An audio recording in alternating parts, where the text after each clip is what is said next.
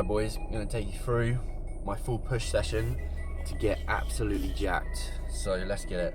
First of all, it starts in the car. Pre-workout, Ghost. Luckily, I'm working with Ghost at the moment, which is pretty cool. So I'm going to crack the soap in, put some tunes on.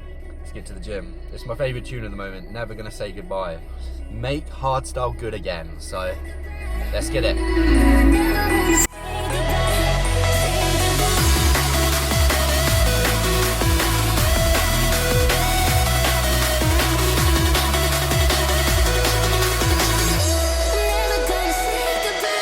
It's in the 50s on dumbbell incline, so let's have it.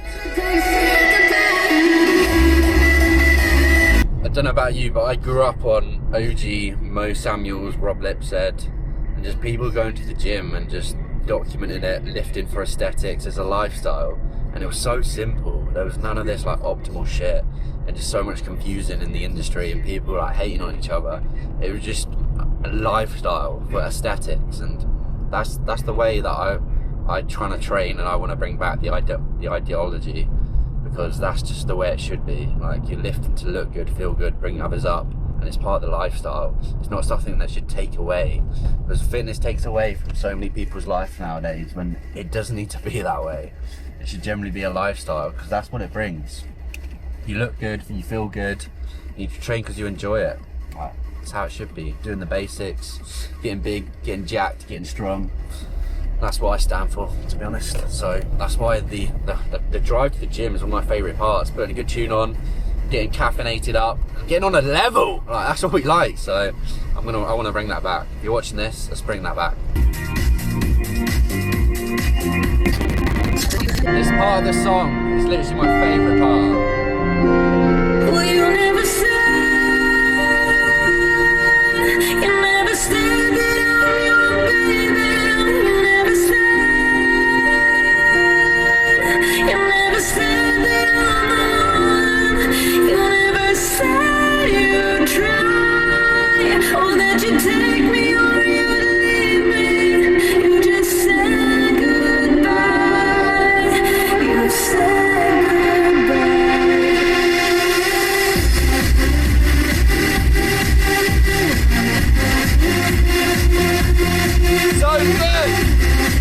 First exercise is always incline dumbbell press. Favorite all-time exercise. Been building this up for years, and I'm chasing the 50s for a nice clean reps.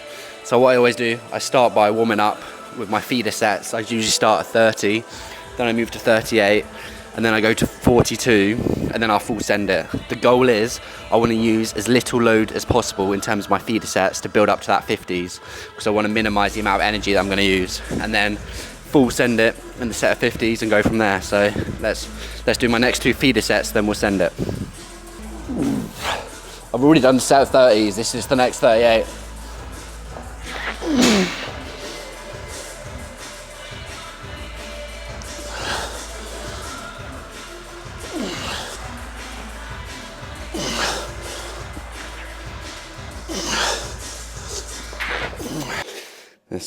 Let's get these big boys up. The hardest thing is getting them up cleanly, so you just got to make sure the dumbbells are all the way on the end of your knees, and then I use this rocking thing. I rock 3 times. I've done it religiously, but rock back and forward, and then knee drive, then up in position. If you don't use that knee drive, you're never going to get them up. So maximum knee drive, like you're trying to knee someone in the head, throw the dumbbells up in position, and you're ready to go.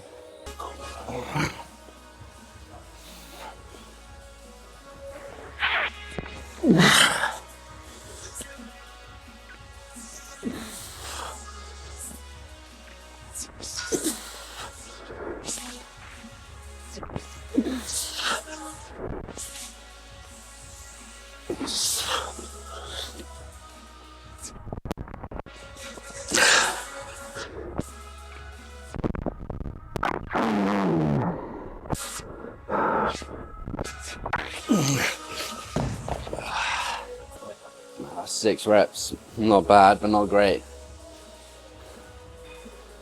To be honest, I had to do, that is my, I've done how many? Done 3 exercises before that, and I usually do it first thing. So I'm down like 2 reps, but at the end of the day it happens. So we go again next week. try not to let it ruin your session, man. So last week, I actually got 8 reps, so I'm down 2 reps, which is a bit frustrating, but at the end of the day, sometimes happens. I didn't have the best sleep last night, and I did 4 exercises before that, when I usually do first exercise, incline dumbbell press. So sometimes, if you switch up your exercise order, you may drop a few reps, but at the end of the day, they'll come back in the next few weeks. And just make sure I don't let that ruin my whole session, because it's easy to throw your toys out the pram. But this is why it's good, tracking all your sessions, but don't let the logbook dictate how you feel, how your whole session goes, because it can get very addicting. If your number, you don't hit the same one from last week or progress, that you get really annoyed and throw your toys out the pram. That's not the case. It's not always about numbers going up, because there's going to get to a point when you're going to reach your natural ceiling, because if you could just progress every single week, I'd be as strong as Ronnie Coleman as a natural, but that's not the case. So you got to make sure you use your logbook and tracking your data as a tool, not just something that's going to ruin your whole session. So now we're going to do the back of a set, 44, need 8 reps, and then going to go on to some flat press exercise. So that's just a little bit of wisdom for you.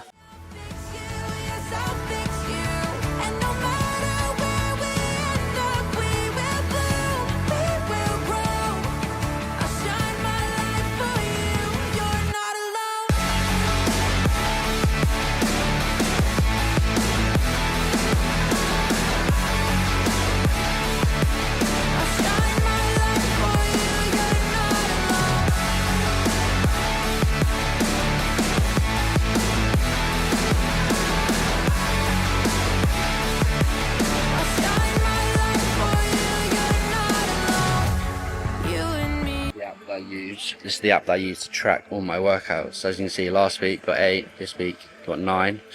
So that's solid. And now we're going to go on to some high-low cable flies. Then we got flat chest press.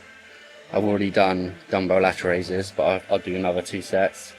Done the shoulder press, done the dips, and then we got cuffed tricep extensions, and that is the workout. So if you're not following a plan, bro, what are you doing, brother?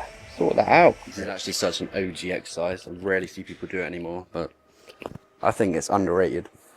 So what you do, start the cables up here, and then the line of pull is coming down in this position, and that's going to work the top fibers of your chest. Feels sensational. And you want to keep those shoulders in a locked position, and then biceps together, not hands. We're not perfect. We never will be, but we're still worth it. We wear our heart on our sleeve and have come this far. Never even strayed from who we are. We're just trying to find our purpose.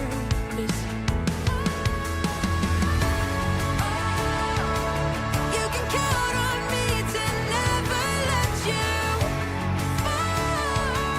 When your broken wings won't let you fly, I'll fix you, yes I'll fix you. And no matter where we end up, we will bloom, we will grow. I'll shine my light for you, you're not alone. We have it, that rounds up the session. Just over 60 minutes, so in and out, nice and efficient, because that's how I like to train. I love the gym, but I don't like to be in there for hours and hours, because I'm not a bodybuilder. I'm just there to look good, train good, get the aesthetics, and get out. So let's show you the post-workout physique, because we're currently 11 weeks into my gaining phase, which is just a fancy word for bulking. So I might actually do this video into just a bulking series, episode 1. So let's show you where we're looking at.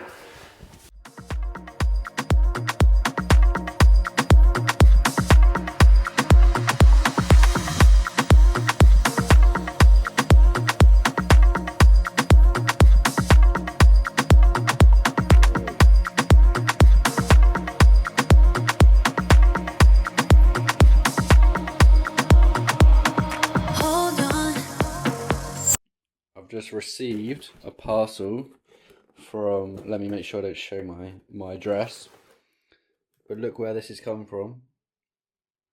United States. The Ghost to send me some exclusive shakers. These are pretty cool. So post workout, 120 grams of cereal and Ghost, what is it, iced ice cream, coffee, protein shake, absolute banger. I don't know why people give cereal so much stick, because the thing is, I'm on pretty high calories at the moment, and my appetite isn't crazy. I'm a type of guy that could go all day without eating. So I want things that digest very well. So I eat predominantly 90% whole foods, and the rest a little bit of squares bars, a bit of cereal. Processed foods are not going to kill you. But the main thing is, I'm training for performance, so I want to make sure I get my calories in easy without stuffing my face too much. So 26 grams of whey protein shake, and then 120 grams of cereal. That's like 700 calories, and it digests very quickly, which is what I want after my gym session to fill back up my glycogen stores. And it's a bit early for lunch. It's only 20 to 12, so I don't want to have my chicken and rice meal just yet. So we'll wait for that, eat this, do some work, and let's get it. So this is just going to be a full bulking day in the life now, so you're coming with me for the rest of the day. Let's go. Any danger of enough shaking things? You can never have enough shaking. You just went MIA. Message received. Oh, now you want me back. I know the procedure. Trying to come to my place, turn around. It's no fun. Been doing some check-ins with the guys, and let me show you one of my clients. Look at this transformation. So this is Aaron. This is where we started. This is where he is now.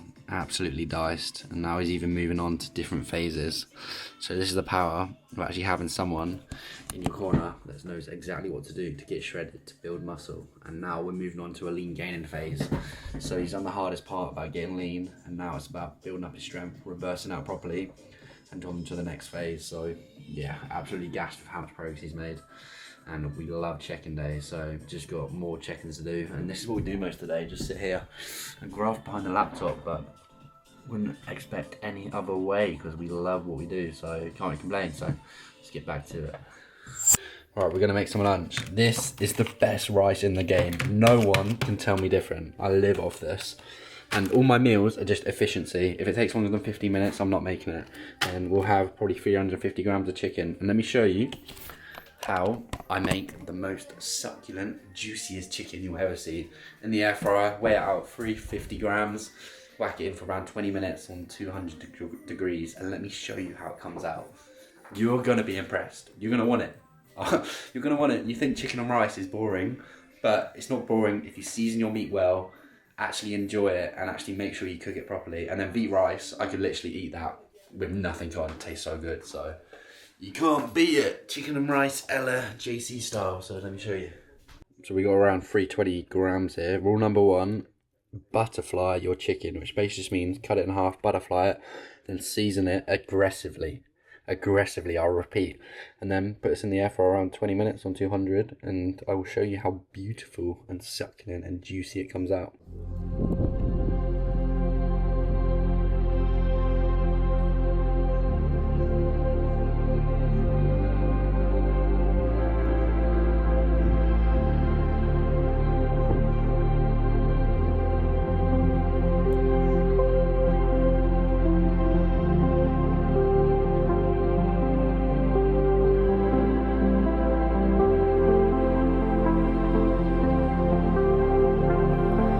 I found an album of memories, triggering movies inside my heart, picturing portals of what has been. And there's no way you can tell me this is not the most insane chicken and rice you've ever seen. And this is what I have every single day. People always ask, how do you eat the same meal all the time? Because I love it and I cook it to the perfection, so you can't miss. So 320 grams of chicken, a packet of the rice, which is like 300 grams. And yeah, lovely, easy meal to get down. It tastes delicious. Vera wants some as well, don't you? Yeah, you do. Not for you, darling. Just editing this video back now. It's generally been, the storyline's been a bit all over the place, but this isn't just me being real. So I want to go through why I'm starting this so late, in terms of I'm 12 weeks into this bulking phase. Why am I starting this video now? And to be honest, I just haven't recorded anything, so I need to catch you guys up. So my starting point for this bulking phase was here. And this was just post running Valencia Marathon, because I went into a performance block where the goal was obviously smash the marathon. So now, straight after that, which was in December, was to go straight into a gaining phase. So yeah, start point here, and now we are up to this point here as well. So we're around, my body weight this morning was around 84 kg. So I kind of started around 80, so around 4 kg up, within 13 weeks, which is pretty good, because the rate of gain is not just about the scale weight going up. Within this phase, it's about gym performance. I'm literally not asked about the scale weight going up. It's more about a steady rate of gain, which is around 0.3 to 0.5. Any more than that, it's just too fast, and I don't want to gain a serious amount of body fat. It's about maintaining the good condition that I have and prioritizing gym performance. And I'm an absolute menace in the gym at the moment. So we're going to continue on this phase for at least another 12 weeks, which is going to take me up till around June. And I just want to document how to actually bulk and do it properly, not getting fat, prioritizing gym performance and gaining muscle, because this is what it's about. And that's why we are just feeling insane at the moment, which is great. But the only thing is, as we get closer into the summer months in the UK, because it's March now, as it comes into April, as it comes into May, I'm going to get that itch that I want to cut down again. So it's going to be tricky, but this is why I want to document it, to show you guys how to kind of gain muscle properly, how to run a bulking phase. And this is what I do for clients, and this is why I have a coach myself, to make sure I always hold myself to a high standard as well. Because to be honest, this is the most progress I've made within a 12-week gaining phase at all. Last time I did a gaining phase, which was years ago, I just chased the scale weight far too quickly and got too chubby. So this one has been executed to a T, and I've still been working with my coach, and I'm always going to be having a coach. I'm a big advocate for high standards, having a coach, and he sorts out all my stuff for me, my nutrition, my training, my phases, keeps me accountable. And then I don't have to focus on that. I focus on my clients, so I keep them accountable, sort out their phases, and it's just a win-win. So I can't really complain. So yeah, hopefully you guys have taken some value from this video. It's going to be bulking video number 1, and then I'm going to try do them weekly and keep you guys updated. So if you've got any questions about the phase, how to gain muscle properly, or need any advice, just drop me a message on Instagram and we can have a good chat. So that's the end of the video. If you like this video, drop down a like rating, drop down a comment, and I'll see you in the next one. And also, YouTube recommends you watch this video. So in a bit, people, see you in the next one.